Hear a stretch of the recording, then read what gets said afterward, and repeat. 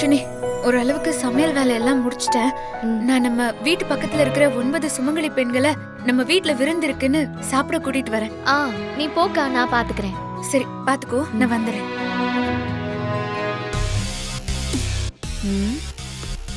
அக்கா, இந்த இசை எங்க போறா? வேற எங்க போவா? அக்காவும் தங்கச்சியும் சேர்ந்து 9 சுமங்கலிக்கும் சமைச்சு முடிச்சிட்டாளுங்க. இப்ப ஆளு கூப்பிடணும்ல, அதுக்குதான் கிளம்புறா.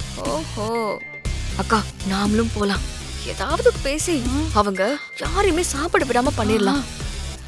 அதுவும் சரிதான். சரி சரி, வா வா.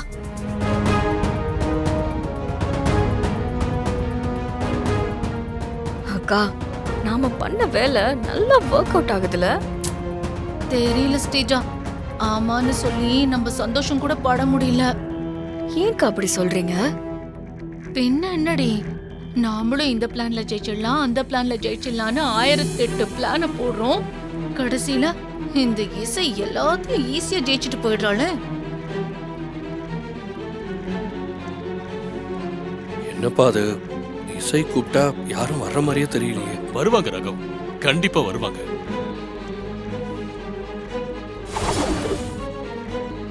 இசையும் இலைய விரிச்சு போட்டு சாப்பாடு வச்சு ரொம்ப நேரம் ஆகுது. வாசல்ல ஒரு ஏக்காக்கா கூட வரல. இதுக்கு மேல யாரு வர போறா? சிந்தாமணி, எதுக்காக இப்படி எல்லாம் பேசிட்டு இருக்க? இல்லன்னா மணி ஆச்சு, சாப்பாட்டு இலைய காக்க வைக்க கூடாதுன்னு சொல்லுவாங்கல்ல, அதான் சொன்னேன். அதுக்காக எது வேணாலும் சொல்லுவியா? சுபத்ராவுக்கு குணமாகணும்னு இசை அவளுக்கு தெரிஞ்ச ஏதோ ஒண்ணு பண்றா. ஆனா நீ நேத்துல இருந்து என்ன பண்ணிக்கிட்டு இருக்க? அப்பா, அத்தை ஒரு ஹெல்ப் கூட பண்ணலப்பா. உன் அத்தை எப்படிமா பண்ணுவா?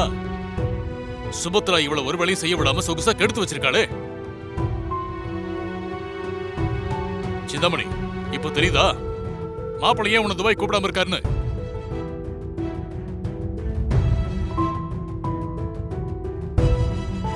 கடவுளே, நல்ல நேரம் முடிய இன்னும் 1/2 மணி நேரம் தான் இருக்கு. அதுக்குள்ள யாராவது வந்துடணும்.